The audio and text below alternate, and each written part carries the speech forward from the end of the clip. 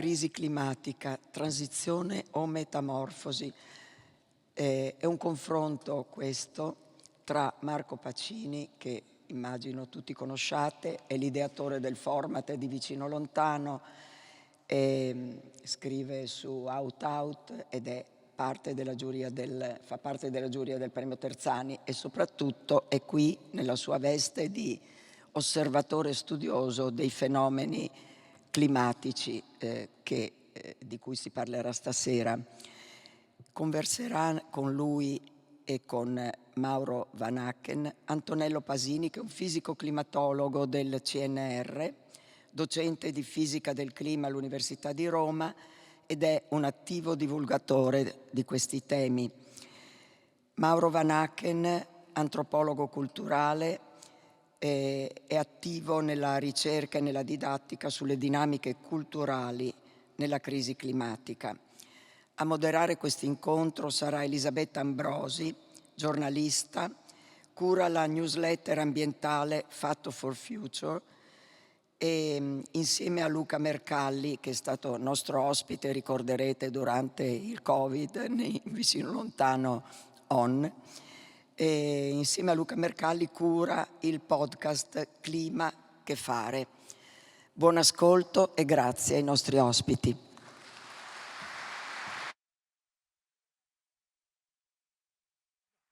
Già presentato. Buonasera a tutti, benvenuti. Sono molto felice di essere qui con i nostri ospiti che sono stati già presentati. Io preciso semplicemente che sono Elisabetta Ambrosi, sono giornalista e mi occupo di clima e ambiente per il Fatto Quotidiano. Ecco, vorrei introdurre il tema di questa sera velocemente a modo mio per poi passare la parola ai nostri ospiti. Fa rumore l'orecchino, infatti lo sapevo, scusate. Ecco, non è sbagliato, retorico o inesatto dire appunto che il cambiamento climatico o la crisi climatica sia il più grande stravolgimento che stiamo vivendo, nel quale siamo coinvolti, e in questo senso il tema di stasera è veramente in linea, no? Con la parola chiave di questo, del festival di questa edizione, cioè metamorfosi. E conosciamo gli aspetti scientifici di questo cambiamento, anche se sicuramente non in maniera ancora sufficiente. Infatti su questo fronte ci verrà in aiuto Antonello Pasini, che ci farà capire anche a che punto siamo. E abbiamo cominciato tutti un po' a comprendere che questi cambiamenti non sono casuali, nonostante la stampa continui a parlare di meteo impazzito, ma sono frutto delle nostre azioni, del nostro modo di vivere. E per fortuna, almeno io credo questo, non so se appunto poi saranno d'accordo gli ospiti, sono pochi ormai oggi, anche in Italia, quelli che negano questo fatto, anche se purtroppo molti di loro occupano posti strategici nelle istituzioni e nell'informazione, mentre i nostri attivisti per il clima vengono manganellati nelle piazze, colpiti con daspo e multe da migliaia di euro. Ma la stragrande maggioranza degli italiani, almeno stando ai sondaggi, è consapevole, preoccupata, è consapevole del fatto che si tratti appunto di un impatto umano, del fatto che si tratta di un cambiamento, quello della crisi climatica, legato a un cambiamento del nostro modo di vivere, soprattutto dall'età industriale in poi, e che sta portando delle conseguenze nefaste che sono sotto gli occhi di tutti e che vanno aggravandosi. E quindi ecco che tutti a gran voce oggi invocano una nuova metamorfosi, un nuovo cambiamento. Il cambiamento climatico ci chiede di cambiare, di mutare, ma come? Come possiamo mutare? Come possiamo cambiare? Come possiamo cambiare noi, la nostra società, il nostro immaginario fossile, tema di cui ci parlerà anche appunto Mauro Ivo Van Aken. Come possiamo cambiare in definitiva noi stessi? Perché il cambiamento climatico è un po' lo specchio di quello che siamo, dei nostri valori attuali, quindi individualisti, insofferenti ai limiti, ma anche atomizzati, molto soli, perché diciamo che divide et impera è un po' la frase chiave del nostro capitalismo. Per questo dico sempre, di questo parleremo, che la crisi climatica è soprattutto una crisi culturale, è anche una crisi culturale, e credo che questo sia il punto e il problema sul quale anche andremo a riflettere un po' stasera. Prima di concludere vorrei dire alcune brevi cose. Ecco, rispetto al cambiamento, visto che parliamo di appunto cambiamento, metamorfosi, c'è quella individuale, no? Quella che ci porta verso comportamenti più ecologici, più o meno radicali, quindi plastica differenziata, bicicletta.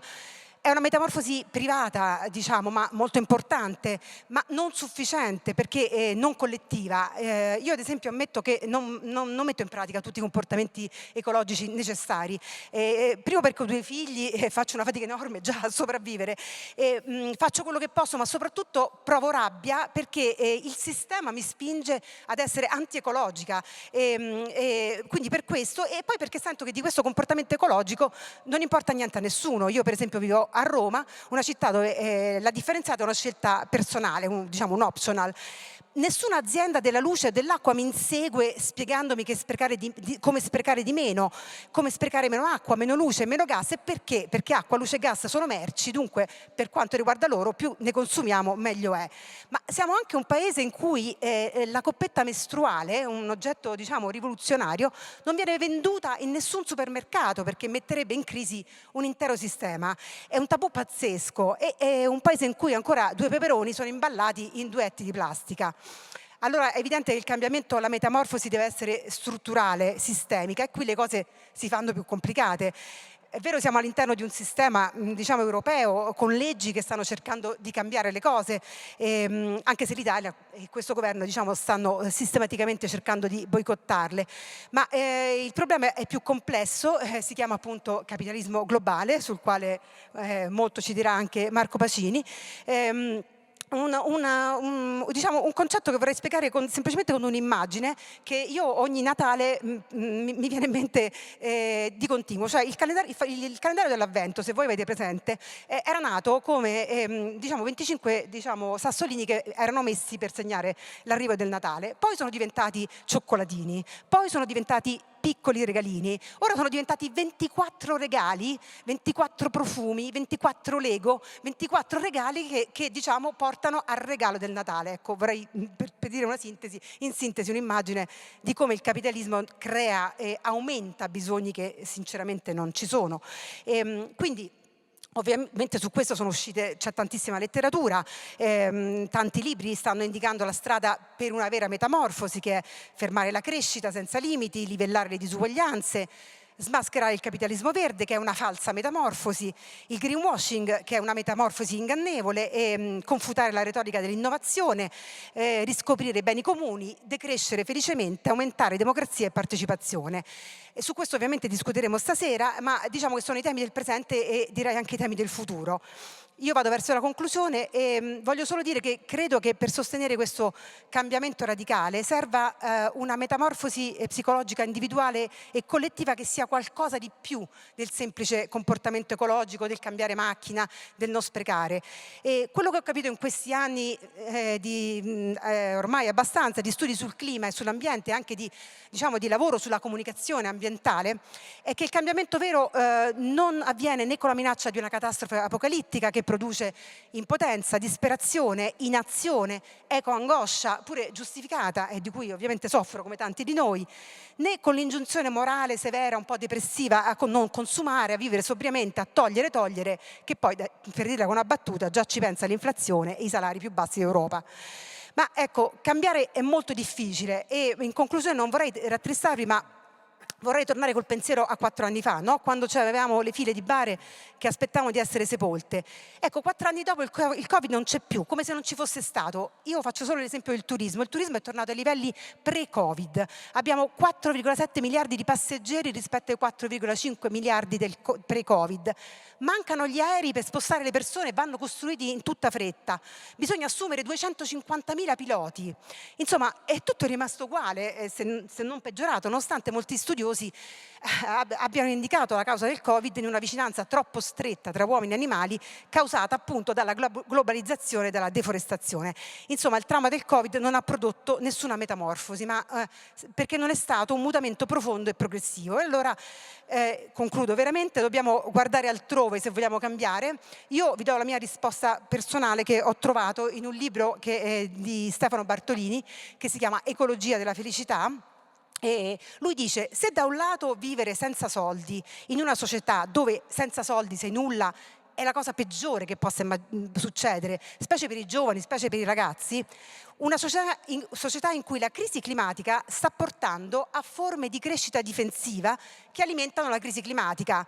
Per cui se fa caldo vado in vacanza, compro piscine, condizionatori, eccetera. Con questo ci difendiamo individualmente dalla crisi, alimentando la crisi. Ecco, dall'altra dobbiamo spostare il fuoco della nostra attenzione, ma soprattutto i nostri slogan. Allora lui dice, non dire se riduci i consumi sei felice, ma se sei felice non consumi, non inquini, cioè è proprio un rovesciamento. Cioè dobbiamo fare caso a questo, cioè che tutte le cose che ci rendono meno soli e ci rendono felici, quindi condivisioni, relazioni, amicizie, famiglia, sono cose che di fatto non costano. Il resto è un contorno che ci vogliono far passare, diciamo, come pietanza principale, perché se guardi un ragazzino giocare con un altro ragazzino capisci subito cos'è struttura e cos'è sovrastruttura. E solo per quest'ultima, come diceva la geniale pubblicità, pure capitalista, c'è Mastercard, perché le altre cose non le puoi comprare. Ecco, tra le ultime cose che Michela Murgia ci ha insegnato è proprio quello che serve quando siamo alla fine della vita, in definitiva nella vita stessa. Cioè amicizia, famiglia, non stare mai soli, condividere, scrivere, amare, essere nelle mani di qualcuno che ti cura. Sono tutte cose che non producono emissioni. Ecco, io penso se ci focalizziamo su questo aspetto forse possiamo, diciamo, andare verso una metamorfosi più profonda. Grazie.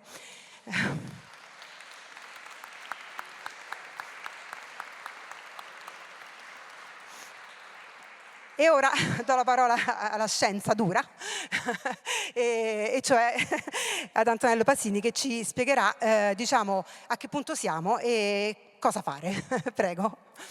Sì, allora grazie a tutti, spero si senta bene. Io avevo portato qualche slide, ma non vi spaventate, giusto per accompagnare il mio discorso, perché vedete dal titolo noi rischiamo non un graduale cambiamento climatico, ma una metamorfosi climatica. E allora se andiamo verso questa direzione, l'unica scelta vincente è quella di avere dall'altra parte, cioè una metamorfosi culturale. Perché? Perché vedete, noi non siamo abituati a trattare col sistema clima. Il sistema clima ecco, ci dà come prima informazione, i climatologi storici ci dicono questo, cioè questa è una figura fondamentale che ci fa vedere l'innalzamento della temperatura media globale negli ultimi 170 anni sostanzialmente, quasi 175. Vedete lo zero è la media della temperatura del trentennio 61-90, prima siamo sempre sotto, più freddi, adesso siamo sempre più caldi, vedete questa ascesa molto forte dagli anni 60 a oggi. Se fate una botta di conti con quello che sono i numerelli che vedete sull'asse Y, vi renderete conto che nell'ultimo secolo, o comunque dall'epoca preindustriale, alla superficie della Terra la temperatura è aumentata di circa 1,2 gradi. Tutto sommato in maniera abbastanza graduale, anche negli ultimi decenni in cui c'è stato un aumento così forte. Ovviamente questo è dovuto alle attività umane, noi sappiamo che è dovuto alla presenza sempre più massiccia di anidride carbonica e altri gas serra in atmosfera, che sono prodotte al 75% dalle nostre emissioni fossili, quindi tutte le volte che bruciamo carbone, petrolio, gas naturale abbiamo questo. D'altro canto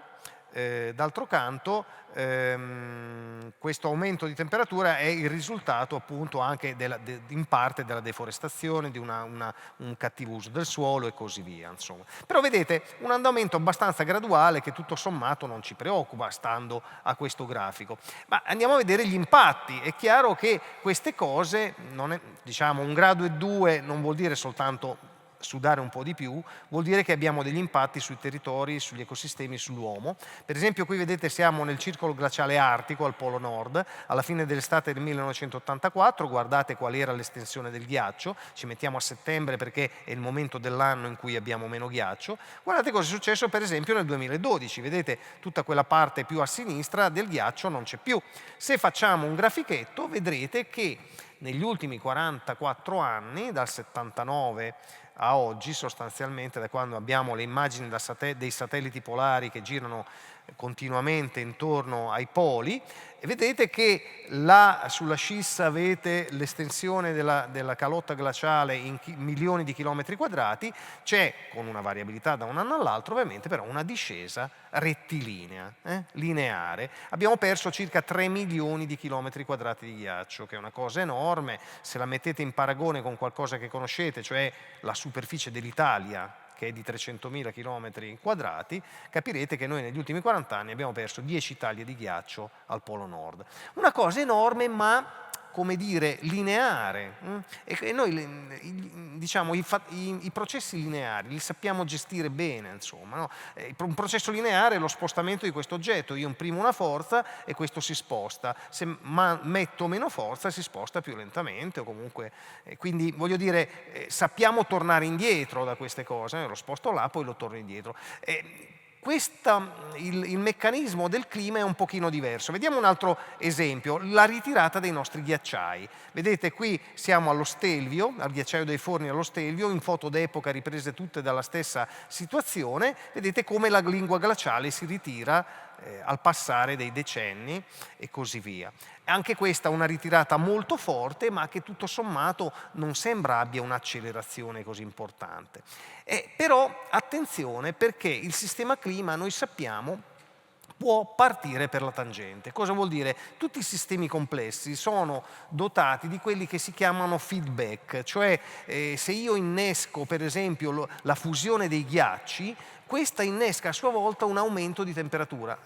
Partiamo da un aumento di temperatura in atmosfera che fonde una parte di ghiaccio, ma dove prima c'era il ghiaccio la luce solare veniva riflessa all'indietro quasi al 100% e quel ghiaccio non si riscaldava. Se adesso quello comincia a non esserci più e c'è una superficie scura, allora l'energia dal sole che arriva riscalda quella superficie, che riscalda la temperatura dell'atmosfera, che quindi è più calda e che quindi fa fondere ulteriore ghiaccio. Vedete? Feedback di questo tipo. E quindi noi siamo in una situazione di questo tipo. Vedete, quella pallina è la Terra. Dall'Olocene, cioè da circa 10-11 mila anni fa, andiamo verso l'Antropocene, cioè il momento di oggi sostanzialmente, e noi abbiamo avuto un aumento di temperatura, per esempio, fino adesso lineare, ma se si innescano alcuni di questi feedback, come dicevo prima, per esempio quello del ghiaccio, noi possiamo andare a un momento in cui la temperatura parte per la tangente, perché per esempio questi feedback fanno aumentare molto di più la temperatura in atmosfera, e quindi per esempio la CO2 in atmosfera, e quindi potremmo andare a cadere, vedete, in quella buca là dove c'è scritto Hot House Earth. Invece noi dobbiamo assolutamente evitarlo. Ma cosa succede se noi cadiamo lì? Cioè noi cadiamo lì se superiamo determinate soglie. Ecco perché noi scienziati del clima diciamo attenzione, non possiamo superare 1,5 gradi o 2 gradi, perché altrimenti si innescano questi feedback che portano a un aumento esagerato di temperatura, che a quel punto qualsiasi cosa noi facciamo sull'andamento delle nostre emissioni di gas serra come la CO2 non possiamo più fermare. Uno di questi feedback arriva dal permafrost. Il permafrost è il terreno ghiacciato che per esempio c'è in Siberia o sotto l'Oceano Artico. Vedete, se aumenta la temperatura questo terreno può deghiacciarsi. Il problema è che lì dentro ci sono grandi quantità di carbonio, CO2, ma soprattutto metano, che se lì adesso sono in forma solida, se questo ghiaccio si deghiaccia entrano in atmosfera. Il metano ha un potere riscaldante molto più forte dell'anidride carbonica, si parla di bomba del metano. Se arrivassimo a quel punto, noi non dobbiamo arrivarci, dobbiamo fermarci prima proprio per questo, se arrivassimo a quel punto la temperatura potrebbe partire per la tangente e non potremo fare più nulla. Allora, attenzione! Fino adesso noi vediamo eventi lineari, per esempio questo è l'innalzamento del livello del mare con 1 metro, 2 metri, 3 metri in più. Ok, il nostro territorio ha una transizione, ma non è una metamorfosi. Ma se noi pensiamo che si fonde il ghiaccio della Groenlandia e buona parte del ghiaccio del Polo Sud, noi non avremmo 1, 2, 3 metri, ma decine di metri. A quel punto non riconosceremmo più l'Italia. Questa è una vera e propria metamorfosi, insomma, cioè vuol dire andare verso un pianeta molto diverso. Allora questo noi dobbiamo evitarlo. Come fare? Dal punto di vista culturale, sicuramente abbiamo tanti mezzi, no? Le energie rinnovabili, insomma, ma attenzione, dobbiamo sviluppare le energie rinnovabili, ma dobbiamo diminuire anche le emissioni fossili, perché altrimenti noi siamo abituati a soluzioni additive, no? Vogliamo crescere, vogliamo aggiungere cose, fare più beni, creare più energia, eccetera, eccetera. A un certo punto, attenzione, però dobbiamo rimpiazzare con questa energia quella prodotta in maniera vecchia. Ma poi ci vuole una metamorfosi culturale. Cioè, vedete, questo è Cartesio, ovviamente, lo conosciute tutti, è colui che ha, come dire, indirizzato, almeno nell'Occidente, il nostro rapporto uomo-natura. Cosa diceva Cartesio? E vado verso la conclusione. Diceva questo: da una parte c'è la res cogitans, l'uomo con la sua mente che trascende la natura, cioè la res extensa, che di per sé non ha una dinamica, è inerte e plasmabile a piacere. Quindi io ho tutto il diritto di agire sulla natura perché è inerte, plasmabile a piacere, e ovviamente questa natura non mi risponde, non risponde alle mie azioni. Invece no, noi sappiamo bene come risponde, lo vediamo col cambiamento climatico, innalzando la temperatura, aumentando gli eventi estremi. Di queste cose non abbiamo parlato, ma poi ne potremo parlare. E allora attenzione, la metamorfosi deve essere culturale, cioè noi dobbiamo passare dal crederci i dominatori del mondo a crederci un nodo della rete. Vedete, non vi spaventate, questo è un modo in cui noi scienziati del clima ci rappresentiamo il sistema clima, fatto da 4 pezzi: l'atmosfera, i mari, i ghiacci, la biosfera. Lassù ci sono gli influssi naturali a sinistra, per esempio dell'energia che ci arriva dal sole o anche delle polveri vulcaniche che escono dalla terra solida, e di qua c'è l'antroposfera, ci siamo noi, che facciamo sostanzialmente 2 cose: emettiamo CO2 e altri gas serra tramite le nostre combustioni e utilizziamo il suolo in maniera non corretta, per esempio deforestiamo, facciamo un'agricoltura non sostenibile e così via. Allora a questo punto noi dobbiamo ritenerci non il padroni del mondo, ma un nodo della rete, perché tutte le volte che noi tiriamo fuori una freccia dall'antroposfera, questo va a cambiare le cose dappertutto, non si ferma lì. No, se noi fossimo in un sistema lineare, noi ok, scioglieremo un po' di ghiaccio e tutto finisce lì. Invece no, non è così. Quel ghiaccio retroagisce, fa aumentare la temperatura e così via. E quindi dobbiamo armonizzare la nostra dinamica,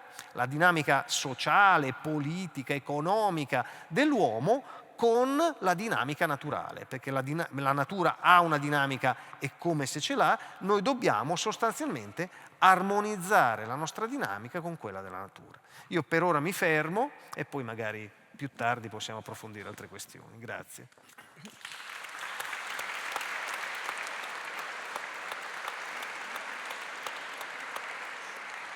Grazie ad Antonello Pasini. Tra l'altro sentire uno scienziato climatico che cita Cartesio è molto emozionante. Scherzo. Grazie anche per averci messo in guardia dalla metamorfosi intesa in senso negativo, sostanzialmente come una sorta di punto di non ritorno, mi pare di capire. Ecco. Bene, io passo la parola a Mauro Ivo Van Aken, docente di antropologia culturale all'Università di Milano Bicocca e anche, ricordo, coordinatore dell'associazione Hot in My Backyard. Grazie. Beck, prima di mancare, è conosciuto come sociologo del rischio, società del rischio. Dedica un libro proprio alla metamorfosi del mondo, la chiama, dove dice: la metamorfosi non è il cambiamento sociale, non è la trasformazione, non è l'evoluzione, non è la rivoluzione, non è la crisi, è una modalità di cambiamento della natura dell'esistenza umana. Allora, chiaramente metteva in risalto quello che tanti altri, ma anche non solo climatologi, ma storici, ecologi, antropologi, ma anche letterati, artisti, stanno mettendo in risalto. Beh, quello, tutto un tratto, di essere di fronte a un gran ribaltamento, queste sono parole di Latour, per esempio, dove ci mancano le parole. Cioè, metamorfosi, ritrovarsi rispetto a dei soggetti o a un nuovo comportamento, a un nuovo cambiamento del cambiamento, ma non nostro, innanzitutto. Quello delle altre forze, dinamiche, di soggetti non umani, di forze del vivente, da cui siamo interdipendenti. Il grande cambiamento arriva da lì. Gli attori più rivoluzionari sono loro, che ci piace a noi pensarci sempre attori, no? E creatori, plasmatori, ma questa è una storia molto recente. Chiaramente questo staglia, no, come quello della crisi climatica in genere è l'ultima cosa di cui tendenzialmente riusciamo a parlare in famiglia, riusciamo a divertirci al venerdì sera, è qualcosa che spostiamo o mettiamo in questioni esperte o è qualcosa pieno di grumi, di dimensioni emotive, contraddittorie, spesso individualizzate, io cosa posso fare, con incredibili contraddizioni, con processi politici che vediamo essere, come dire, o negare o denegare, che è un aspetto diverso, quello di spostare, e soprattutto quello di non tener conto di grandi dimensioni sociali e culturali che sono in ballo, che sono in ostacolo, ma che possono essere in realtà molto fertili, possono aprire ad altri desideri. Perché Amitav Ghosh l'ha definito, sintetizzando in modo mirabile da scrittore, un grande fallimento dell'immaginario culturale, la crisi climatica. Ma un fallimento perché non abbiamo le parole, abbiamo una drammatica carenza di metafore, di interdipendenza da altri attori. Abbiamo costruito un sistema simbolico, quello della modernità, culturale, un modo di pensare l'umano, il mondo, ciò che è benessere, una linea diretta del futuro, che invece oggi il futuro incombe, no? Quando parliamo di crisi climatica, e soprattutto incombe e esplicita un conflitto inedito tra generazioni, che viviamo tutti in famiglia o che viviamo tutti rispetto alla generazione dopo o ai nuovi venuti, a quelli che arriveranno, con un ribaltamento incredibile, no? Dove le azioni già che abbiamo fatto, il modello, no, di sviluppo a base fossile, l'economia del carbonio, come viene definita più ampiamente oggi, mette a repentaglio, con scenari diversi, in base a quello che si farà e che possiamo fare adesso, le condizioni di abitabilità dei figli e dei nipoti. Non fra 500 anni solo, no? Le condizioni di abitabilità. Non il fatto che il mondo finisca, però sicuramente c'è un aspetto cruciale in quella frase di Amitav Ghosh, è un fallimento dell'immaginario culturale.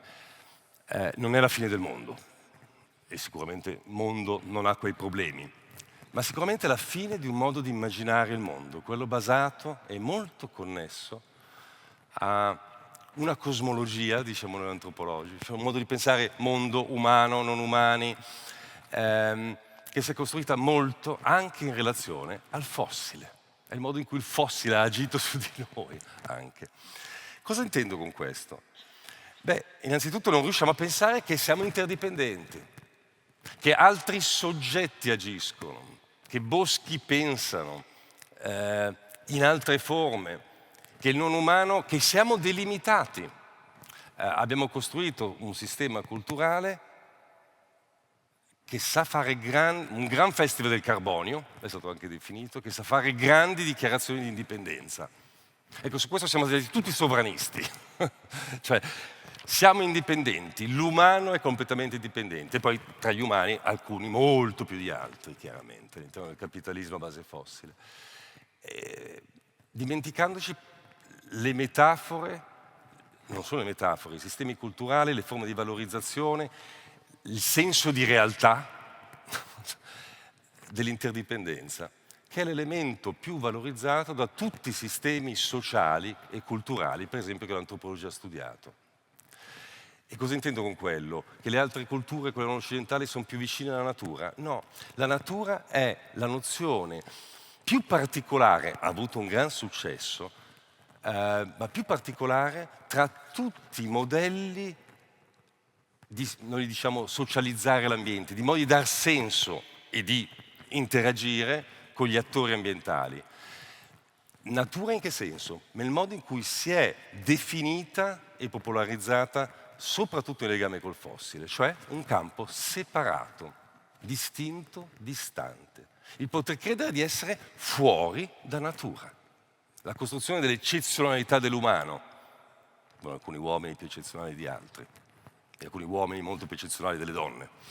Ma poter pensare che l'umano si definisca la maggior parte delle ecologie culturali, ma non perché sono ecologiste, modalità di pensare le relazioni con l'ambiente, ma in agricoltura, nei sistemi irrigui che ho studiato e che l'antropologia ha studiato, cioè in cose terra-terra anche, non solo nei sistemi di credenza o nelle cosmologie degli Yanomami in Amazzonia, raccoglitori cacciatori, ha sempre dovuto valorizzare il fatto che altri ci sono e che delimitano le nostre azioni, o di cui abbiamo bisogno, o con cui preghiamo, con cui amiamo.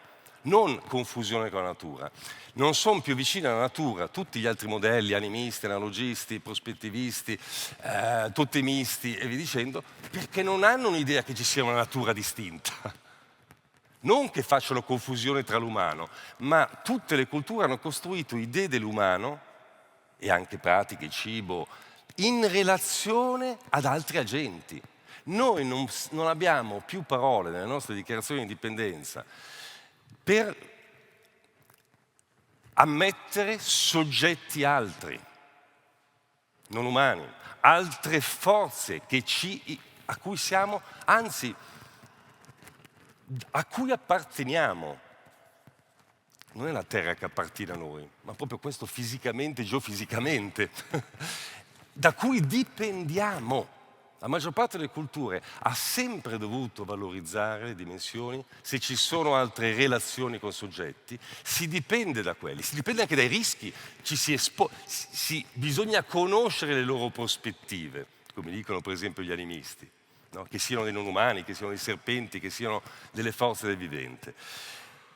E per questo il fallimento dell'immaginario è appunto il dispositivo naturalista, cioè quello che ha costruito un'idea di natura completamente separata, distinta e distante, o grande discarica, o grande serbatoio estrattivo, o anche grande spettacolo, perché tutti noi poi vogliamo stare nella natura ogni tanto, quella che ci rappresentiamo così. Ma grande spettacolo in cui il nostro sguardo è come se fossimo fuori, non solo dalla natura, ma anche dal mondo, tanto più che il nostro sistema produttivo fa come se fossimo fuori dal mondo, come se non fosse delimitato, no? Non solo in risorse, ma no? E qui ha a che fare con un aspetto molto importante, che culturalmente facciamo molta fatica. E intendiamoci, questi aspetti di immaginario culturale, cioè di costruzione culturale, sono parte del problema per cui un po' tutti poi in fondo deneghiamo i processi, la crisi climatica. Cosa intendo con questo? Non neghiamo, ma non ci è pensabile fino a un certo punto. Cerchiamo noi nel nostro piccolo, no, di responsabilizzarci, di occuparci, o qualcuno nel lavoro, ma è talmente planetaria che non riusciamo a farne qualcosa di locale, nelle elezioni pubbliche o nella comunità montana, è talmente tecnica, a volte come viene presentata, che non riusciamo a leggere le dimensioni sociali e culturali in cui siamo completamente invischiati. È talmente angosciosa a volte che non riusciamo a districarci le dimensioni emotive, a farne parola. Ma questo ha molto a che fare anche col dispositivo naturalista. Fin quando continuiamo a pensare che ci sia una natura e che l'uomo è l'unica gente, continuiamo ad avere questo scacco. E questo dipende molto da decarbonizzare l'immaginario culturale. Cioè non solo l'economia, ma decarbonizzare e quali aspetti? Perché il fossile, carbone, petrolio, metano e via dicendo, ha potuto costruire e fomentare un'idea di uomo infinito, ribaltando idea di limiti nell'illimitato, ha costruito una cosmologia effettivamente molto importante, che la cosmologia non solo naturalista, il fossile è una cosmologia. È importante che ce lo diciamo perché c'è da elaborare un lutto, perché quelle dimensioni in cui abbiamo affidato grossa parte di idee anche emancipative della modernità, oggi mostra i suoi aspetti profondamente distruttivi e incredibilmente ineguali, no? Perché è un grossissimo amplificatore di ineguaglianze sociali e politiche. Quanto mi manca? È già mancato. È già mancato. E allora facciamolo mancare. No. Quali aspetti, cosa intendo per cosmologia del fossile? Beh, sicuramente quella di aver costruito, fossilizzato un'idea di natura separata, con cui non capiamo poco della nostra realtà, tanto più se stiamo in casa o in un supermercato, dove tutto è sempre ibrido tra processi sociali e ecologici, è sempre ibridizzato, è sempre un tutt'uno. Abbiamo potuto pensare che tutto fosse a disposizione, abbiamo potuto svalorizzare l'idea di limite o di essere dipendenti da altri soggetti, che in realtà non ha a che fare solo con effetti dei cambiamenti climatici, ma ha molto a che fare con gli affetti che riemergono nei cambiamenti climatici. Non siamo da soli ed è bellissimo. È l'elemento più valorizzato da tutte le culture, in tutti i sistemi irrigui, agricoli, ha dovuto valorizzare relazionalità, interdipendenza, delimitazioni. E un altro aspetto è anche quello, e qui torno a qualcosa che è già uscito, però sotto un altro punto di vista, se abbiamo bisogno di decarbonizzare, abbiamo bisogno di farci un alfabeto sociale e politico del carbonio e l'anidride carbonica e non delegarla unicamente a chi definisce il rischio in questo momento. Cosa intendo con questo? Che siamo tutti responsabili e non tutte le società. 6 tonnellate medie in Italia, 0,2 in Tanzania dove ho lavorato. Cambia storicamente, ma soprattutto non siamo tutti uguali anche in ogni città, in ogni Stato nazionale. Cosa intendo? L'11% delle emissioni degli ultimi 20 anni, dati Oxfam in questo caso, ma anche di altre, non solo centri di ricerca che iniziano a farsi un alfabeto sociale, politico e non solo geofisico della CO2, il 53% delle emissioni negli ultimi 20 anni sono l'11% della popolazione, il 10% dei super ricchi, dei ricchi e l'1% dei straricchi. E sono quelli che hanno dei grossi problemi a decarbonizzare in nome della difesa di incredibili privilegi che oggi sono privilegi clima alteranti, e abbiamo bisogno di alfabetizzare quei nuovi privilegi e quelle nuove ineguaglianze, perché le conseguenze in realtà, e lo sappiamo, della riproduzione in realtà di idee energivore, ecco cosa ha fatto anche la cosmologia del fossile, pensare che le nostre libertà siano solo quelle profondamente energivore, di stili di vita idealizzati e sussidiati basati sul fossile e sul suo incredibile rilascio, che oggi lotta assieme a noi, potremmo dire, è un agente.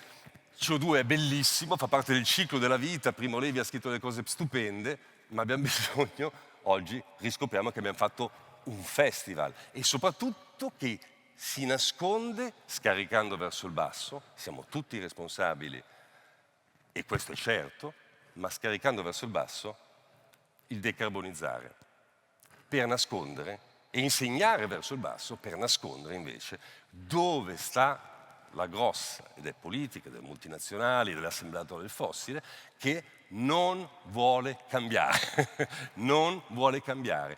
Ma c'è tutta una generazione che sta facendo altro, che sta iniziando a compostare il capitalismo fossile, sta iniziando a divertirsi altrimenti, perché se metamorfosi è, e non siamo noi gli agenti della metamorfosi, siamo noi la concausa certamente con i cambiamenti climatici della nostra CO2, ma quello che è questo gran ribaltamento in cui siamo, generazioni ma anche lotte, conflitti ambientali lo stanno prendendo per ribaltare, rivalorizzare, ma non solo sacrifici o idee di limite come deficit, ma idee di ridefinire cosa sono i desideri, di definire che cos'è una buona vita culturalmente nel collettivo, non nell'individuale. Ecco, l'individuale è la grande alta costruzione del fossile, l'individuale, energivoro anch'esso.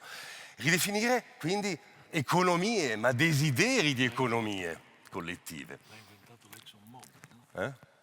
Il concetto di carbon footprint l'ha inventato l'ExxonMobil.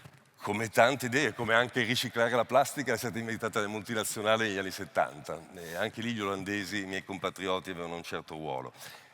E E con questo chiudo, perché oggi la metamorfosi vuol dire che si stanno ridefinendo che cos'è classe, perché non dipende unicamente dal sistema di produzione, dipende da quanto si è esposti ai rischi sempre di più nei territori, a quanto si è vulnerabili, ridefinisce cosa sono i territori, ridefinisce le ineguaglianze. Però importantissimo, perché io lo assisto, lo vedo, soprattutto con generazioni più giovani, in piazze pubbliche, in contesti che si attivano altrimenti, che desiderano altri, cioè del divertirsi anche, di cambiare gli affetti, non solo rispetto agli effetti dei cambiamenti climatici.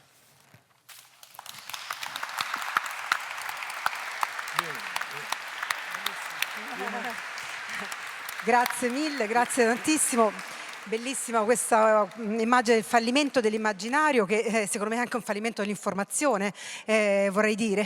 È bella anche questa idea, appunto, che tu racconti di questa cosa folle per cui ci concepiamo separati, no? Mentre tutte le culture hanno sempre pensato il contrario, quindi potremmo dire che la nostra è una sorta di epistemologia totalmente folle, un po' psicopatica, diciamo, alienata, diciamo qualcosa da curare, no? Secondo uno psicanalista. E poi anche bella questa cosa del cambiamento, perché tu dici non se ne parla a cena perché ci fa terrore parlare di clima, è un tabù, sì, ma in verità potrebbe essere ribaltata nell'idea che è una cosa, tutto sta cambiando e quindi dobbiamo cambiare, dobbiamo pensare come vogliamo cambiare, quindi anche una cosa in sé, tra virgolette, fichissima potrebbe essere, no? Quindi leggerla in un altro modo invece di temerla con terrore. Ma ora passo subito la parola appunto a Marco Pacini, saggista e giornalista, prego. Ma io la prendo volentieri, anche se dopo l'intervento di Mauro ha detto molte delle cose che, insomma, io ho apprezzato. Allora, lo scienziato Pasini ha fatto il punto nave, Mauro ha toccato molti dei temi cruciali, ma insomma ci provo lo stesso in qualche modo. Provarci vuol dire fare un esercizio di sottrazione rispetto a, si parla molto di ecoansia, rispetto all'emotività che proviamo, no? Che subiamo in qualche modo rispetto alla crisi ecoclimatica, che ci provoca ansia, preoccupazione, uno stato di confusione di fronte alla complessità del problema. Allora, per cercare di mettere in ordine, secondo me è necessario fissare alcune premesse. O almeno è quello che chi si occupa di questi temi, come fa un antropologo, un giornalista, un filosofo, un politico, eccetera, prova a fare. La prima operazione mentale da fare, mi viene da dire, almeno quella che io ho tentato di fare in un lavoro precedente anche a quest'ultimo, e c'era un capitolo che proprio si intitolava Totalitarismo, è prendere atto del fatto che non stiamo parlando di una crisi, non è la crisi ecoclimatica. La crisi ecoclimatica eserciterà sul piano cognitivo e culturale nei prossimi anni e decenni una forma di totalitarismo, io lo chiamo, perché riguarderà tutto. Dal problema delle migrazioni al problema della giustizia, c'è un problema di giustizia, la stessa idea di giustizia cambia connotati, perché la giustizia nel Novecento era una giustizia inter pares all'interno di una società, mentre oggi parliamo di giustizia interspecie e di giustizia intergenerazionale. Già tutte le teorie della giustizia con questo possiamo mettere da parte. Dico totalitario perché? Perché chiamerà in causa la democrazia. Di fronte a un eventuale shock climatico, i processi democratici sono troppo lenti. Il rischio è che metta in crisi la democrazia. Cioè partiamo da questa, non parliamo di crisi climatica, parliamo di una crisi totalitaria che, come dire, sconvolge il nostro, o potrebbe sconvolgere, e probabilmente lo farà nei prossimi decenni, tutta una serie di puntelli su cui noi ci siamo, come dire, ancorati a una realtà che sta metamorficamente cambiando. Seconda cosa, perché è importante la parola metamorfosi? Perché toglie di mezzo gli equivoci legati alla retorica delle transizioni. La transizione ecologica vuol dire che io transito da uno stato all'altro, ma grazie all'economia green, a tutto questo, il mio transitare mi consente di ripristinare come dire, il mio benessere antecedente, solo con altri mezzi, con altre tecniche. In tutto questo c'è molta retorica che accompagna anche la presunta immaterialità dell'economia digitale a venire rispetto all'economia tradizionale, retorica smontata in molti studi già perché l'economia digitale ha come dire, tutto il digitale ha un livello di impatto materiale che vediamo enorme. Adesso non farò 1000 esempi che si potrebbero fare, ma se volete solo un'indicazione per farvi un'idea di questo, consiglio un libro molto divulgativo e molto sintetico che spiega bene molte queste cose, che è il libro di Kate Crawford che si intitola Né intelligente né artificiale, che è una sintesi perfetta. Questa è la prima cosa che dobbiamo fare, renderci conto che non parliamo di una crisi, ma di una cosa potenzialmente totalitaria, che cambia tutto. La seconda operazione che dobbiamo fare è come ci poniamo di fronte alla scienza. Perché noi vediamo che i rigurgiti, non solo i rigurgiti negazionisti, come dire, di bassa lega, ma ci sono intere nazioni importanti nel mondo che potrebbero tornare nelle nazioni che sono in cima alla lista delle emissioni, che potrebbero tornare a essere in mano a governi che sono apertamente negazionisti sull'aspetto della crisi ecoclimatica. Quindi il rapporto con la scienza. Molti di quelli che oggi si spacciano per pensatori critici, quelli che dicono ma perché dobbiamo seguire la scienza ufficiale, i rapporti dell'IPCC, eccetera, in realtà sono i cosiddetti pensatori alternativi, no? Che proliferano in rete spesso, eccetera. La scienza è principalmente, poi Antonello Pasini mi correggerà, ma insomma la storia della filosofia della scienza in questi anni è sostanzialmente, l'abbiamo visto anche con la relatività, è un fatto consensuale. La relatività, finché non c'è stato il consenso, diciamo, come dire, è un fatto consensuale e sperimentale.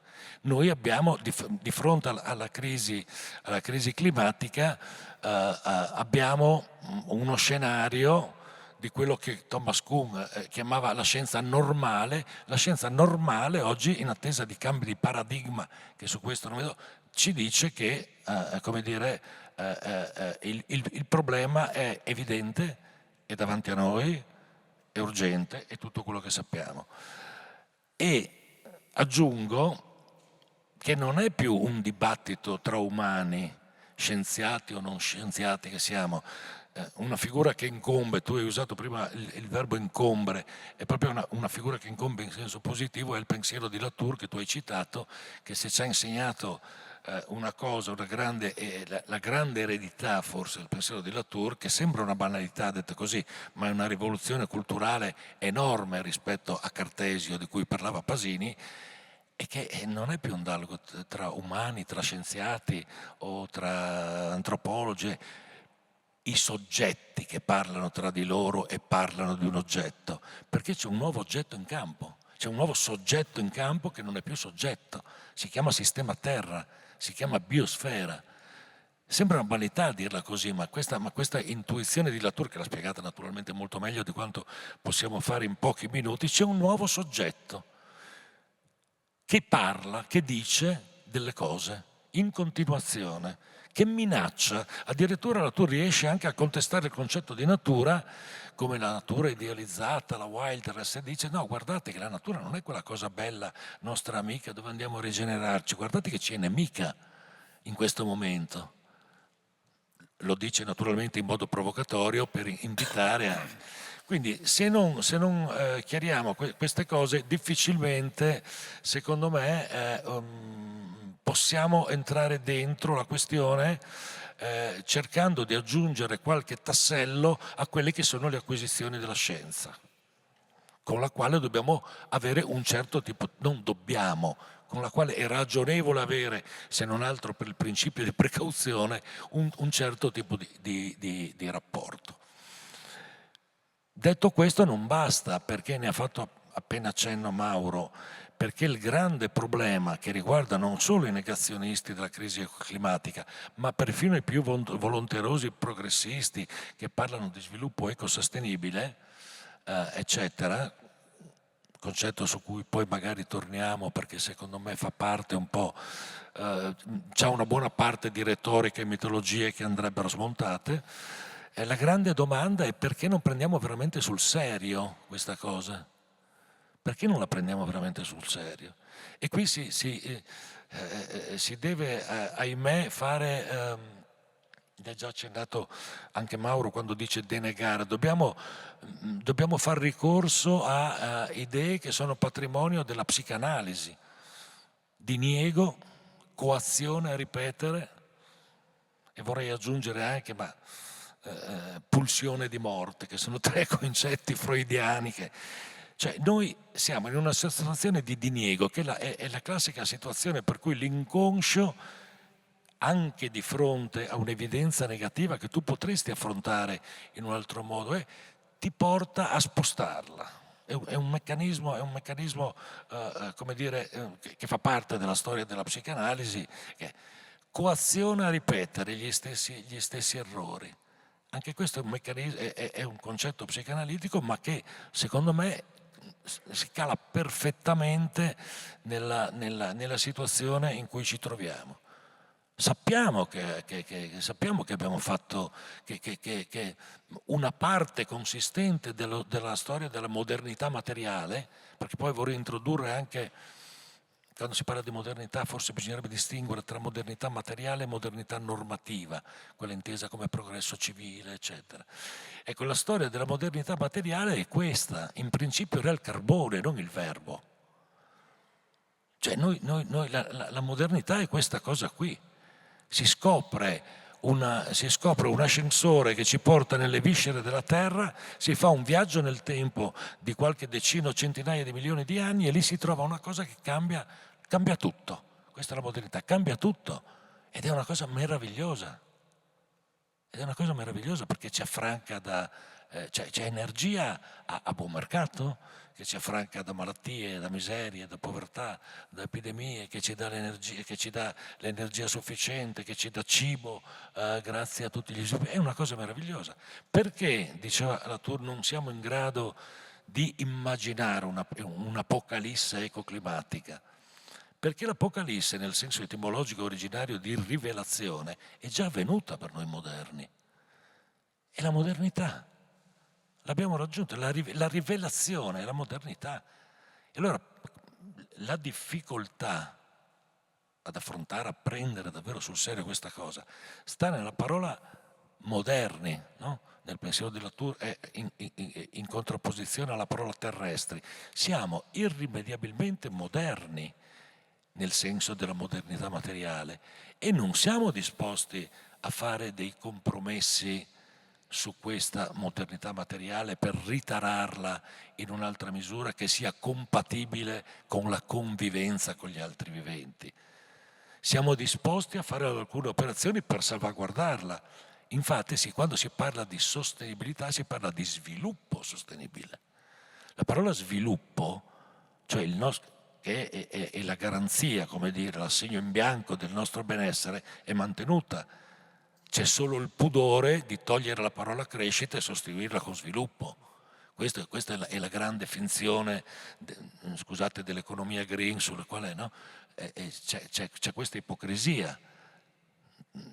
Sviluppo è meno, perché crescita ormai ne parlano solo gli economisti. Come diceva un bravo documentarista britannico in senso naturalistico, dice gli unici a non capire che i limiti i tipping points che stiamo superando, i limiti della biosfera della Terra, o sono imbecilli o sono economisti. Con una battuta, no? Adesso se c'è qualche economista qui prendetela come battuta e non prendetevela. Però è questo il punto: il grande macigno da spostare, la modernità non è una barzelletta.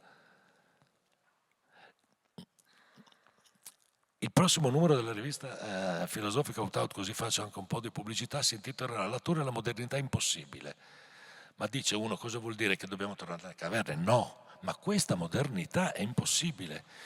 O ce ne rendiamo conto, a meno che noi non pensiamo altra cosa, la grande confusione tra antropocentrismo, etnocentrismo, eccetera, a meno che noi non pensiamo che la modernità sia una cosa che in fondo ha riguardato solo noi, questa parte di mondo, e in effetti così è per molti versi, e che deve continuare a riguardare questa parte di mondo, mentre c'è legittimamente una parte di mondo che può iscriversi all'interno della modernità, ma solo come fruitori degli avanzi della modernità.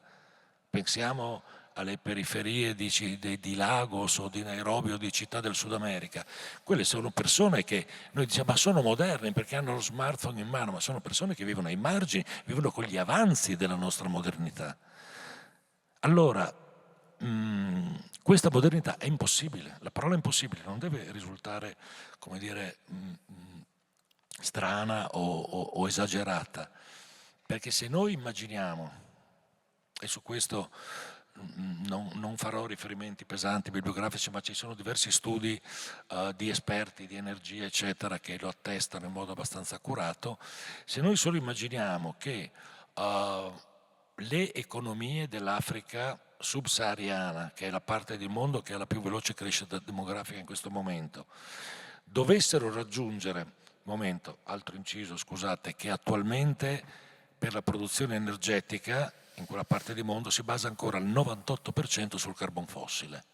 Lì non hanno le città smart e green come abbiamo in Europa. Se noi pensiamo che anche loro abbiano diritto a un pezzettino della modernità materiale di cui noi godiamo, eccetera. Se noi pensiamo che l'Africa subsahariana, insieme allo sviluppo demografico, debba legittimamente avere e pretendere nei prossimi decenni uno sviluppo pari a quello che è avvenuto in Cina dagli anni 80 ad oggi, tutte le proiezioni sono concordi al dire che siamo, per dirla con Andreas Malm, siamo fottuti. Questo è il punto, questo è il grosso macigno che dobbiamo correggere. Allora, o queste cose vengono affrontate in sede globale con molta determinazione, con molta serietà, cosa che non si sta facendo. Non si sta facendo perché sono cose quasi impossibili da dire. Se voi pensate che mi correggerà Pasini se sbaglio, ma io ricordo di aver letto sia la versione dell'ultimo rapporto dell'IPCC, sia la versione, se non ricordo male, in 36 pagine, che è quella per i decisori, che di solito arriva un po' prima, no? Quella per i decisori, per i policy makers. Arrivano l'IPCC, che come sappiamo raccoglie, non è produzione propria, raccoglie tutti i migliori studi del mondo e fa un rapporto ogni tot tempo, eccetera. La prima fase è quella di fare un rapporto molto preciso, anche se sintetico, per i policy makers, per i decisori, e poi c'è tutto il rapporto. Bene, la parola post-crescita, che è un altro modo di dire decrescita, perché è una parolaccia, e quindi la parola post-crescita nel rapporto dell'IPCC, quello globale, compare 36-40 volte. Nelle 36 pagine per i decisori non compare una volta. Non si può dire. Cioè siamo dentro dei tabù, per tornare a Freud, all'inconscio e alla psicanalisi. C'è anche la parola tabù. Che le 2000 pagine sono scritte dagli scienziati, le 36 pagine sono passate al vaglio dei governi. Quindi è una decisione politica di non mettere quella parola. Certo, non è da parte di no, ma io scienziati, adesso non è da parte così. È una decisione politica. È questo, ma è talmente una decisione politica perché, come hai detto tu, la parte che è, come dire, farina del sacco degli scienziati è il rapporto completo. Poi il rapporto completo viene filtrato attraverso dinamiche politiche, ma questo la dice lunga però sui tabù che abbiamo nel prendere di... Scusate, poi magari sviluppiamo di nuovo queste cose, adesso ripasso la parola. Non so perché sto parlando qua avendo questo. No.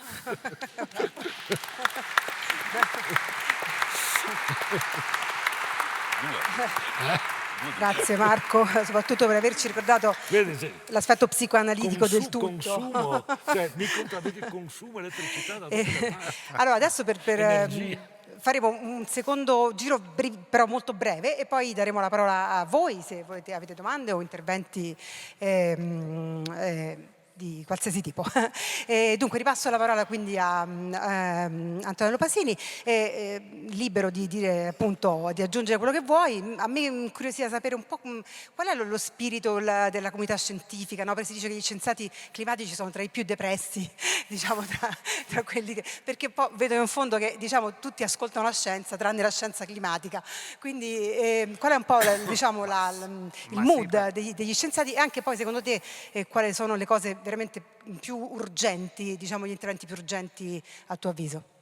Sì, allora la sensazione da scienziati è quella che noi per decenni abbiamo parlato con questa comunicazione a una via, no? Noi parliamo e ci dovrebbe essere qualcun altro che ascolta, in particolare i politici, no? Solo che spesso sembra di essere qualcuno che urla nel deserto, insomma, no? Perché poi i politici qua gli entra e qualche volta qua gli esce, insomma. E allora noi per esempio in questo stiamo agendo in maniera un pochino diversa adesso, cioè abbiamo bisogno che il rapporto con la politica venga istituzionalizzato, per esempio, no? Perché spesso cosa succede? Che magari non ascoltiamo i politici, però poi alla fine giustamente la pubblica opinione si ribella, dice no, dovete ascoltare gli scienziati, no? Allora cosa succede? Va bene, allora prendo un consulente di parte.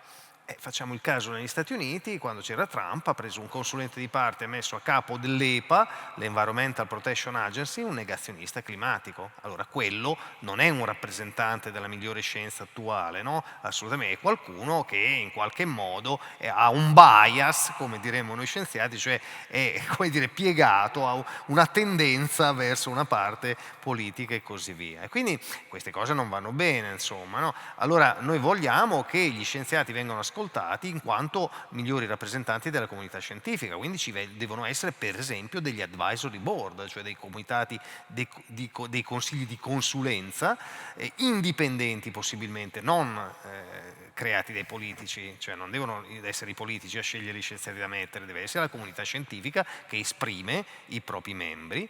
E per esempio in Europa ci si sta muovendo così, cioè esiste un consiglio scientifico europeo per la comunità europea di scienziati piuttosto indipendenti, diciamo così. In Italia per esempio non ce l'abbiamo, noi ci siamo mossi, io sono il coordinatore di un comitato scientifico che si chiama La Scienza al Voto, per far avere un consiglio di scientifico di questo tipo anche in Italia. Adesso ci stiamo muovendo a livello europeo con un'iniziativa europea, cercando di fare in modo che tutti i paesi che non lo hanno lo abbiano invece, e quei paesi in cui il consiglio viene eletto non dai rappresentanti della comunità scientifica ma dai politici invece cambino e facciano dei consigli scientifici che siano completamente indipendenti. Quindi insomma in qualche modo sì, la depressione c'è ovviamente, però devi anche trovare gli strumenti affinché venga istituzionalizzato un dialogo più stretto fra scienza e politica, perché poi ognuno di noi può fare qualcosa nel proprio piccolo, possiamo metterci in gruppo, possiamo fare delle comunità energetiche, ma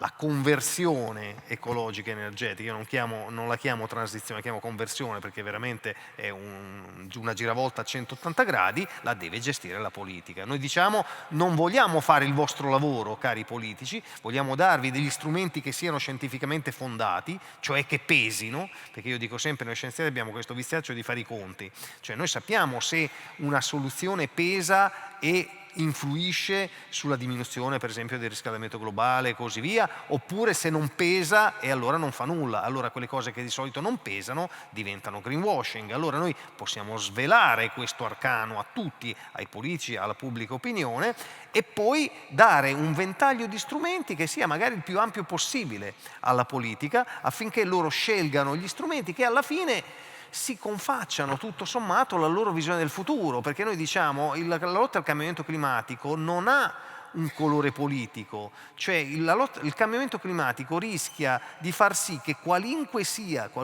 la tua idea del futuro, questa non venga avverata, perché se noi continuiamo a correre dietro alle emergenze, a spendere soldi in questa maniera e così via, non avremo soldi per sviluppare qualsivoglia idea di futuro.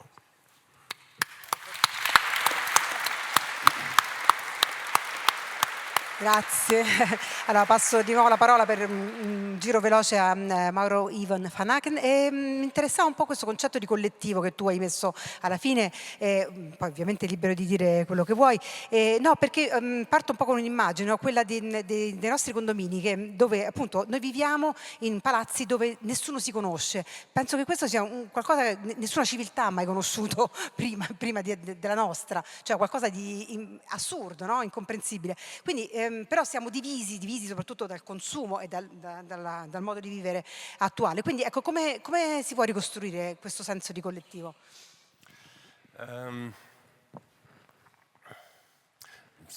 Diciamo che con un'idea di individualismo atomizzato neoliberale bisogna iniziare a desiderare altro, e non che siamo tutti assoggettati da questa idea di soggetto, però chiaramente, ed è profondamente legato al fossile.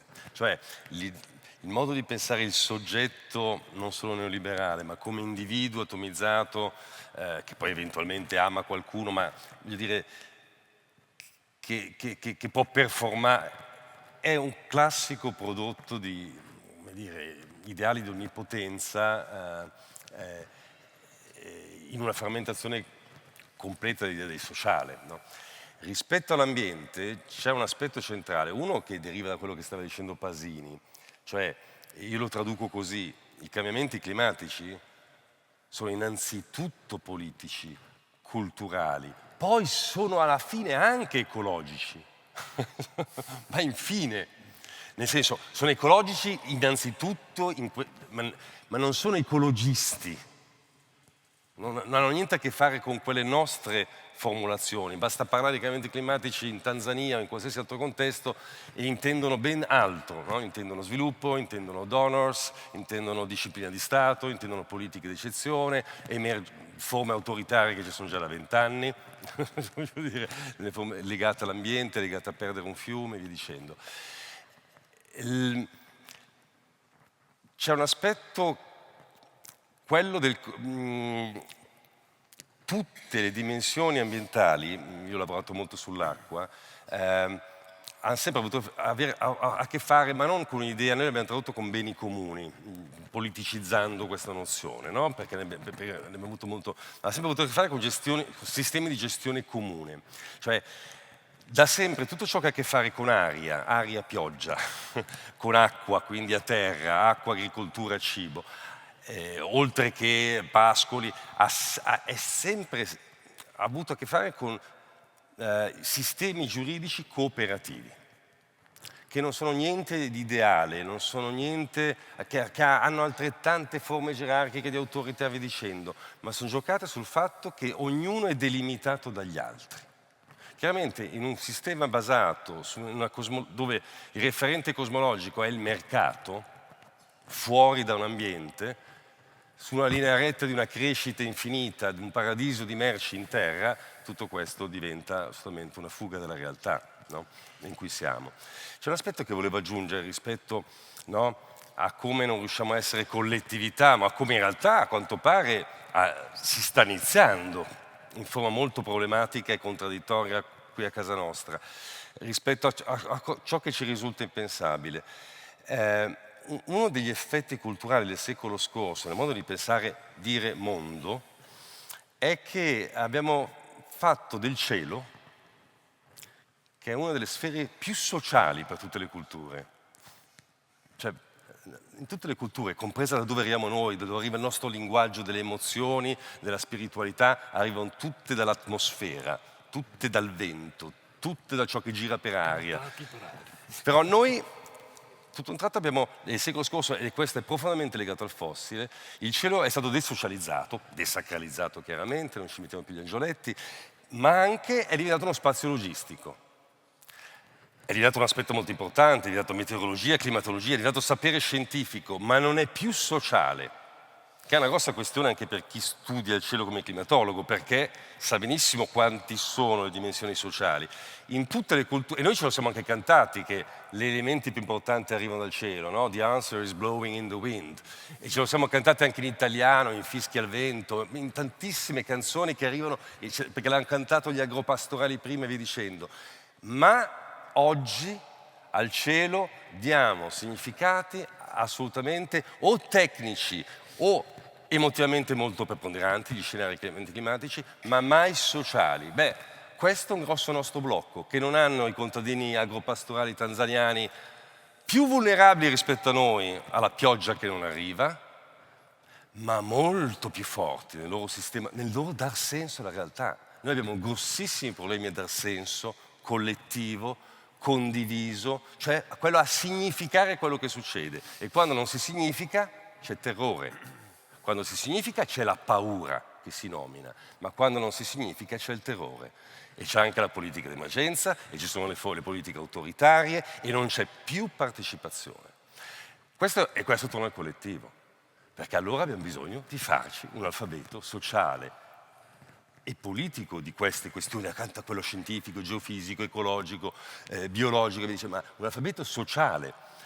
E questo molti se lo stanno già facendo, se lo stanno già facendo, ma lo stanno facendo divertendosi anche, però anche lottando, perché c'è la questione che è, come dire, marginalizzato, cioè quello di riappropriarsi, perché noi arriviamo da lì. Il nostro linguaggio è pieno di parole che comprendevano non umani, interdipendenze, rischi, ma essere co-vulnerabili.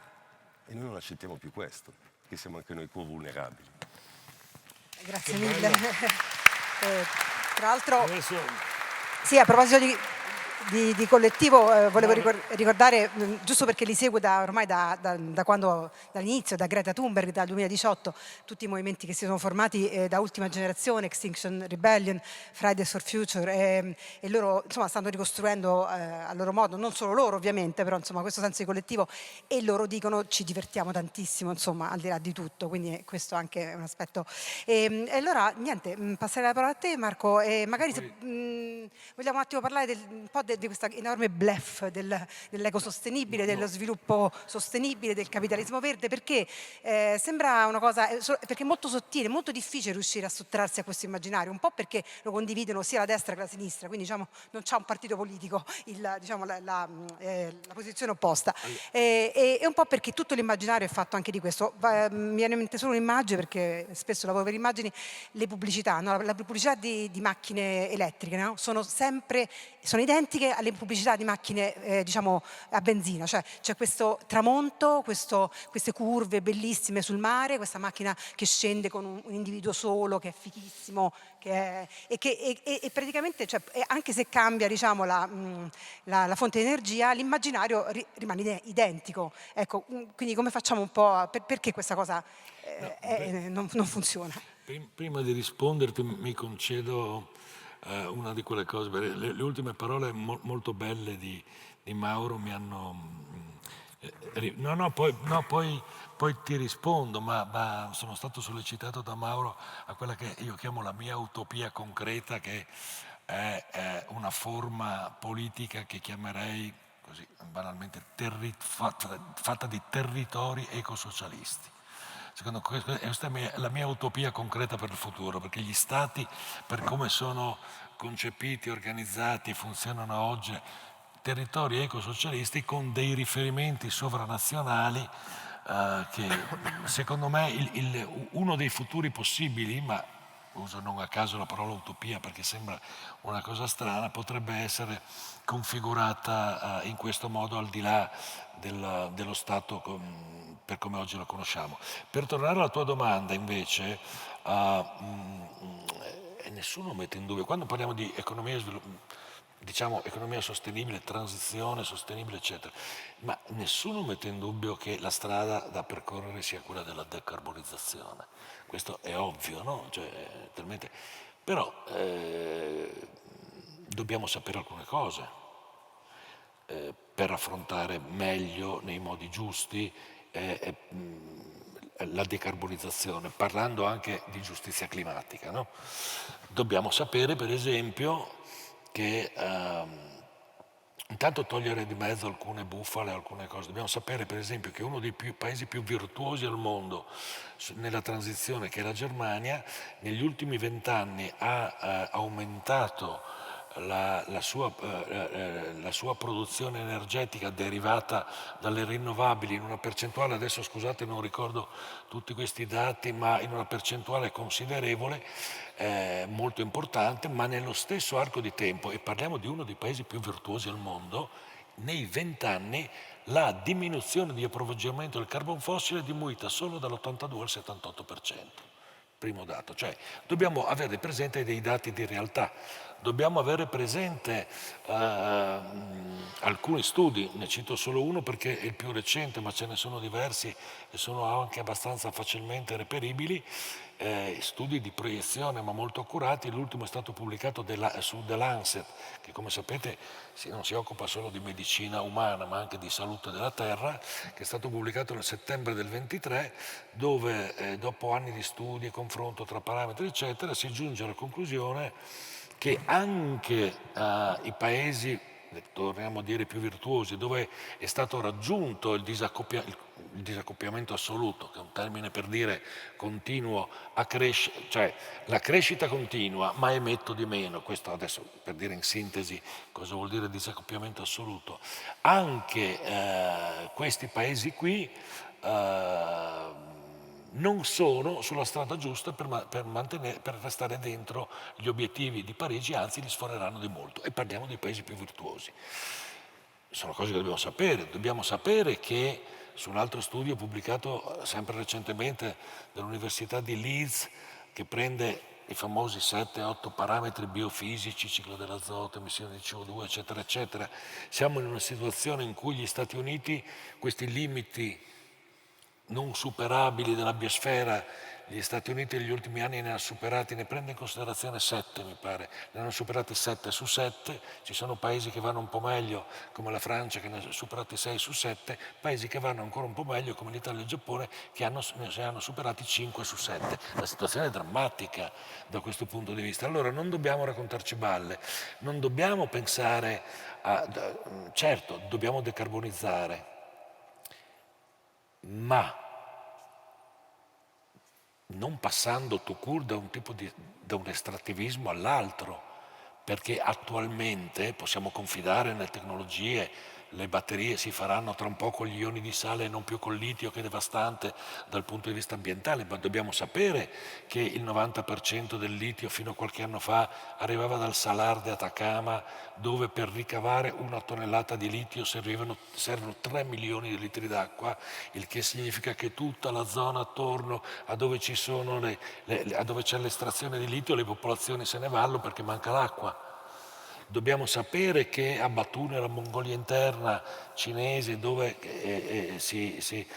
sono concentrate, c'è una delle maggiori concentrazioni di terre rare, l'estrazione delle terre rare, che si chiamano rare non perché sono poche, ma che sono distribuite in modo tale che tu devi devastare territori enormi per raccoglierne un chilo, dobbiamo sapere che lì c'è un lago artificiale a Batu lungo 8 chilometri, che ha la più alta concentrazione di materiali radioattivi, tossici, eccetera, del mondo.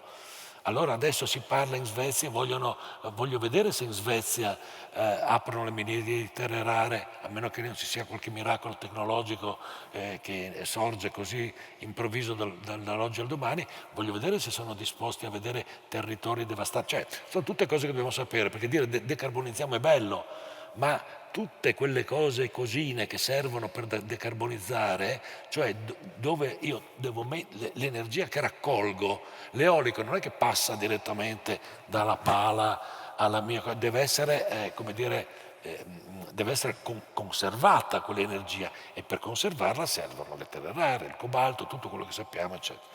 Allora, questo è un processo particolarmente difficile da fare, in cui ci vuole consapevolezza e ci vuole soprattutto una concezione che prenda in considerazione il resto del mondo.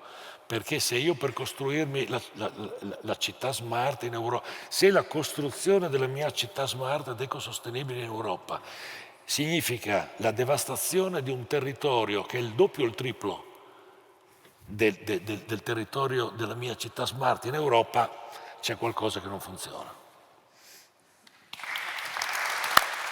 Bravo. Dai la parola al pubblico. Grazie mille a voi. C'è qualche domanda dal pubblico? Volevo fare una piccola considerazione, un consiglio. Mi è capitato per fortuna o per caso, per sfortuna, di insegnare sia economia sia ecologia ancora negli anni 90, 80, fino agli anni 80 e 90. Le tenevo come vengono tenute adesso separate, sono due cose diverse. Poi a un certo punto mi sono accorto che no, non sono separate. Quando l'economia mi dice che è la ricerca del benessere usando risorse limitate, le cose cominciano a mettersi insieme. No? Purtroppo l'economia si è ricordata solo del primo passaggio, cioè è una disciplina che cerca di ottenere il benessere della popolazione, punto. Le risorse è un'altra cosa. Ora, quello che volevo suggerire è proprio per modificare l'approccio, il modello, è modificare i testi di economia, perché a un certo punto io i testi di economia li prendo e li butto nel cestino, perché stanno insegnando esattamente l'economia, la microeconomia di fine Ottocento. Ci sono i grafici del profitto, del prodotto marginale. Se una risorsa, una terra rara, ha un prezzo molto alto, supera i costi di produzione e viene conveniente ricercarla, distruggere l'ambiente e produrla. Ma questo l'economia ci dice che è buono. E i testi di economia sono esattamente quelli di fine Ottocento. I marginalisti insegnavano questo, con tutti questi grafici. Sono grafici, no? L'economia sono grafici, matematica, formule, e ci spiegano che andare a distruggere mezza foresta amazzonica per trovare delle terre rare conviene perché il prezzo è elevato e i costi di produzione sono quelli di estrazione. Non pensano a una popolazione che viene distrutta, che si perde una ricchezza culturale e poi c'è tutto l'aspetto ambientale ovviamente dato dall'inquinamento e dal resto.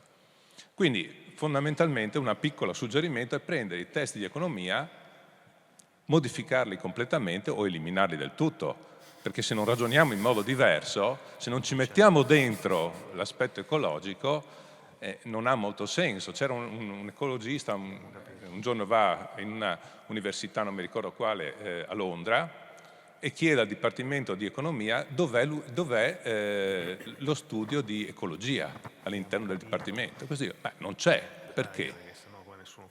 Ecco, quindi il mio suggerimento è questo, prendere questi testi di economia che spiegano le cose e buttarli via. Certo, grazie. Buttarli via, no, rispondiamo uno a uno.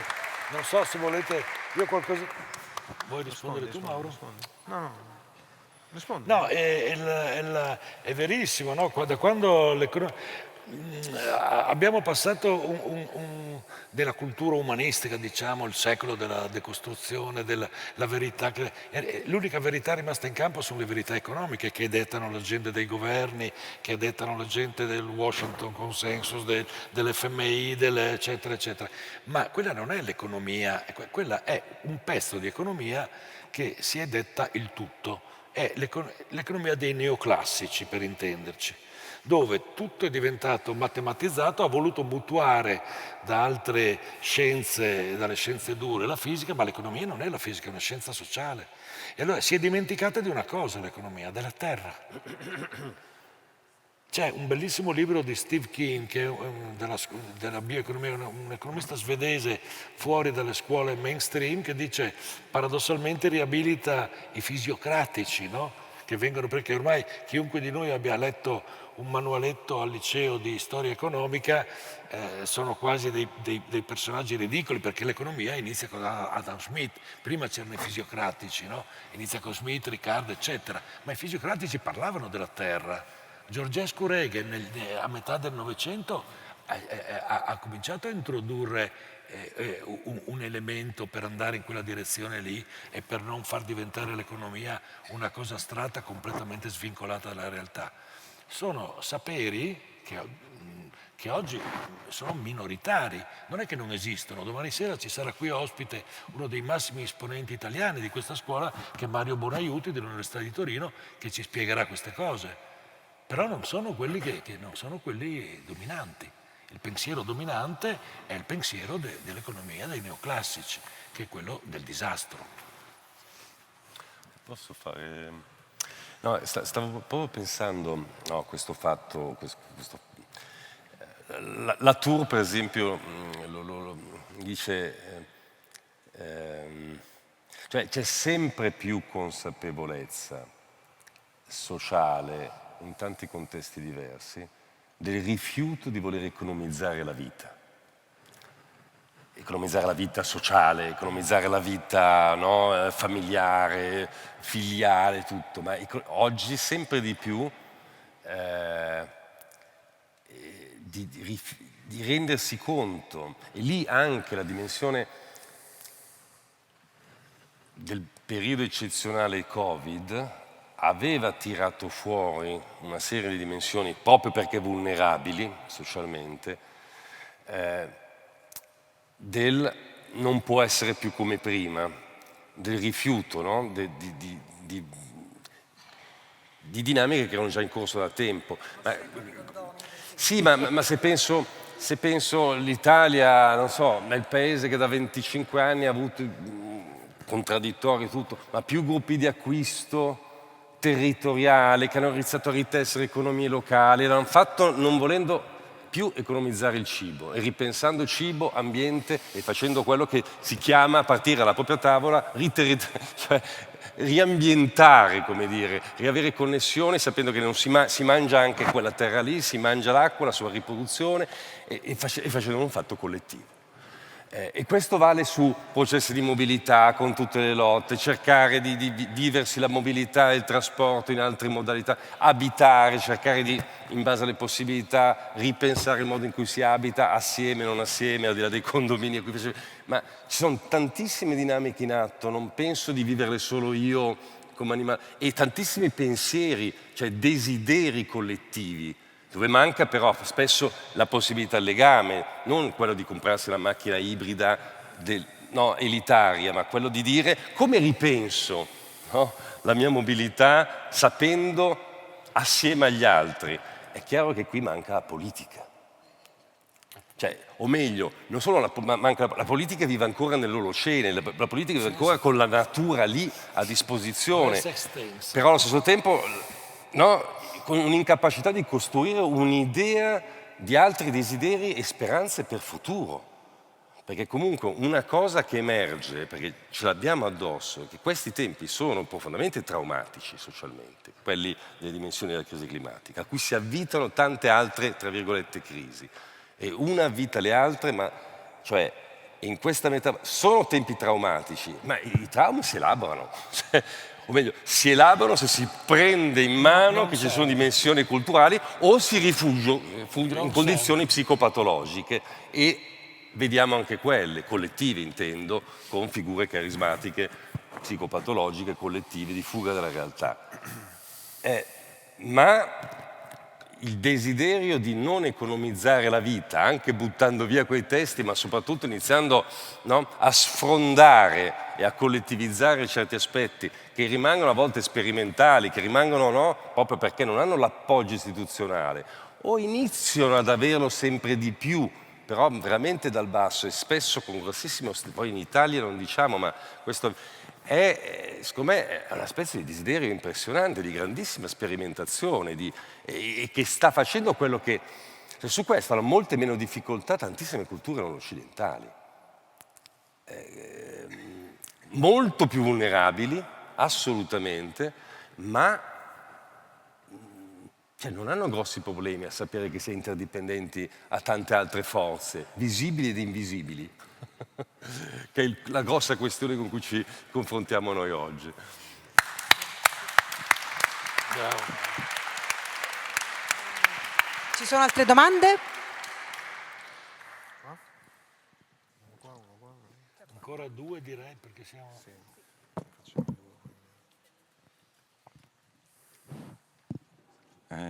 Si sente? Sì. Sì. Devo farmi riprendere. Dunque, io seguo da un po' l'argomento, diciamo, della transizione energetica, di queste per combattere il cambiamento climatico, eccetera. Su un po' di cose mi sono documentato.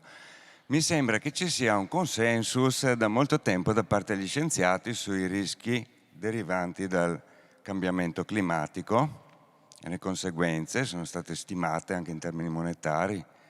Ricordo per esempio una stima secondo la quale per il 2100 la Terra mediamente dovrebbe perdere il 20% del PIL in termini di costi da sostenere per porre rimedio alle conseguenze del cambiamento climatico.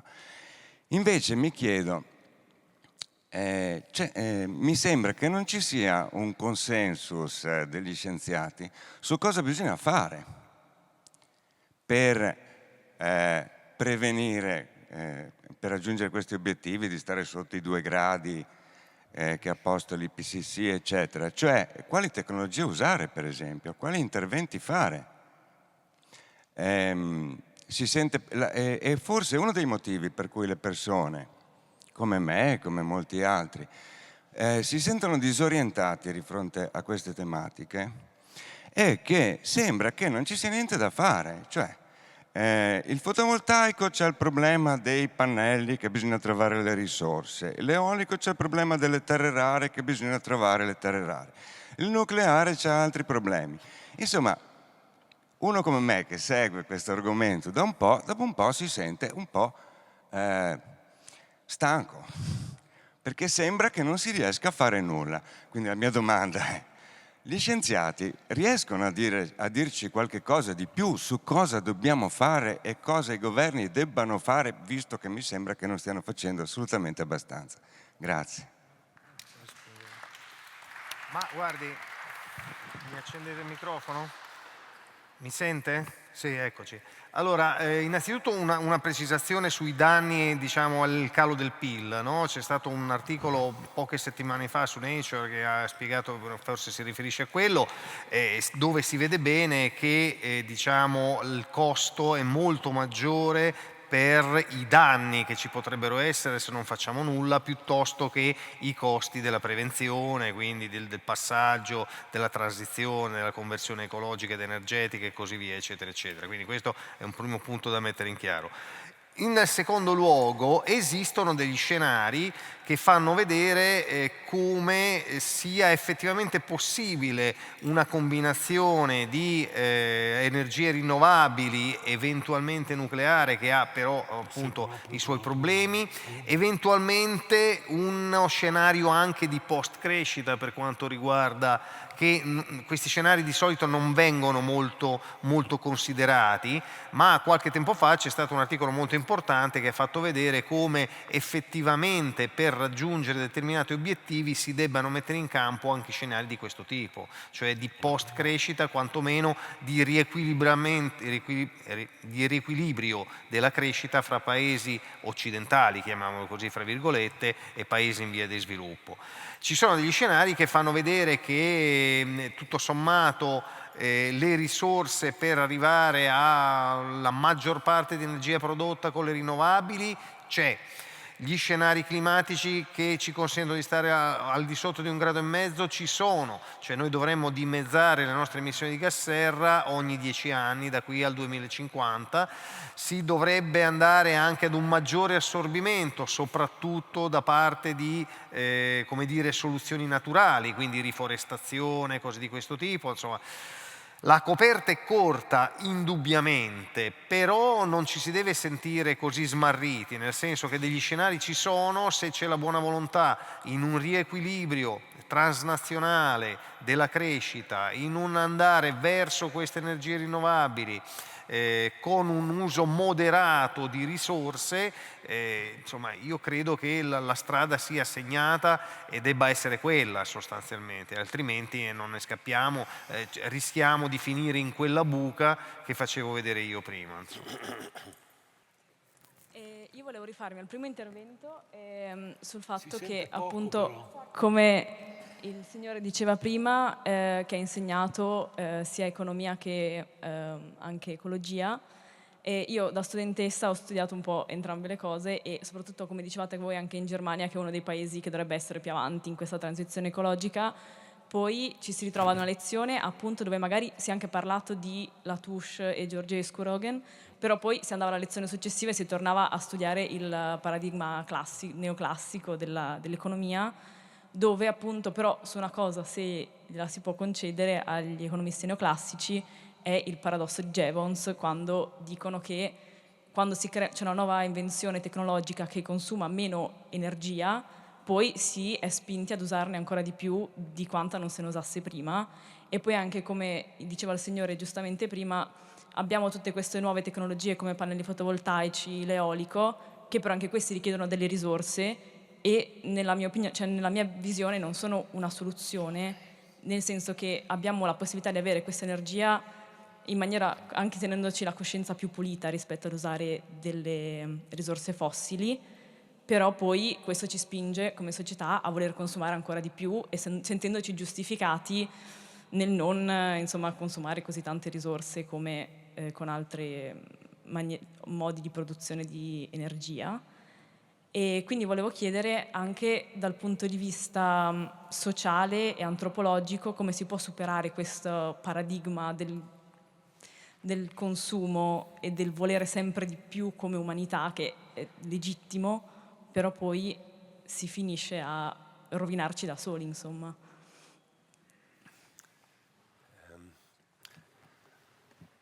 Dal 1870 la popolazione è aumentata di 7 volte, quella di energia di 27. Cioè il fossile è ciò che ha fatto della nostra civiltà la civiltà dei consumi. Cioè l'idea che il mondo sia consumabile, cioè l'idea che sia bello farlo. L'usagetta, no? Idealizzato del boom economico italiano, ma non solo, chiaramente globale, è quell'idea ritualizzata, molto ecologica, cioè è nell'ambiente che è consumabile. È lì l'invenzione della natura. L'energia, no?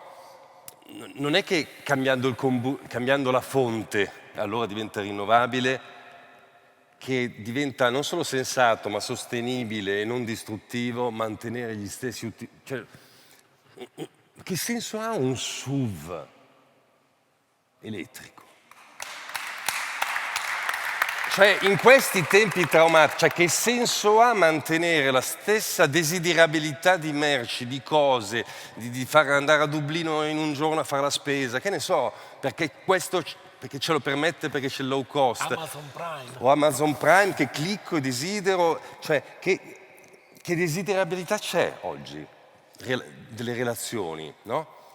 E se non cambia, è quello, ma oltretutto tanta gente inizia a desiderare ben altro, è che forse non riesce a fare altro. E altri invece conoscono quel sistema di dire benessere o di dire amo mia figlia e quindi, no? Cioè di pensare così la relazione, come dire, tra l'umano e l'ambiente, con tutte le cose che già sappiamo, con tutte le cose che gli scienziati sanno, con tutte le tecniche che abbiamo oltretutto. E poi però c'è un'altra questione, che nel sud è centrale, in contesti che ho visto nel sud è centrale, con tutte le contraddizioni, perché abbiamo India, Cina, cioè mettere la Cina e l'India nel sud come un tempo è veramente ridicolo ormai, ma le rinnovabili in contesti non per forza di tutte le scale, ma toccano una questione antichissima che ha toccato l'acqua, che ha toccato tutti i pascoli, che ha toccato le enclosures, no? Cioè decentramento. E questo non si vuole molto spesso, non dappertutto, ma le rinnovabili permettono effettivamente una metamorfosi del pensare ai nostri rapporti sociali elettrici, cioè permette forme di autonomia territoriale decentrate, per esempio la comunità energetica va verso quella direzione, no?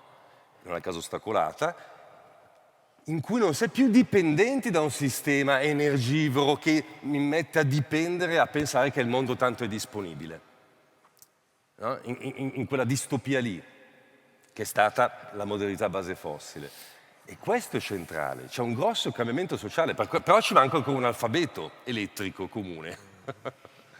Cioè, non è la fonte, è come ci mettiamo in relazione tra di noi e noi con altri soggetti ad cui siamo interdipendenti, è una bellissima occasione. Siamo in un periodo di emergenza, ma come alcune metafore che Marco metteva in luce, emergenza da sempre è stato anche ciò che emerge.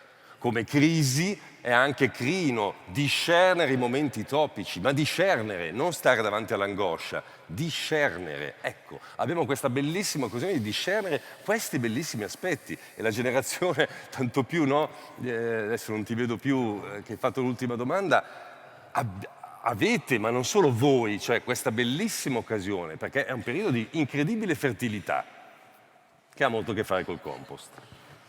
Bene, grazie. Su questa nota positiva io chiuderei e vi ringrazio per la partecipazione, per l'attenzione. Mi pare, insomma, spero che sia stata una bella esperienza anche collettiva, di collettivo di questa sera e anche un po' di fusione di saperi, di discipline diverse. Quindi grazie e buona serata a tutti. Grazie.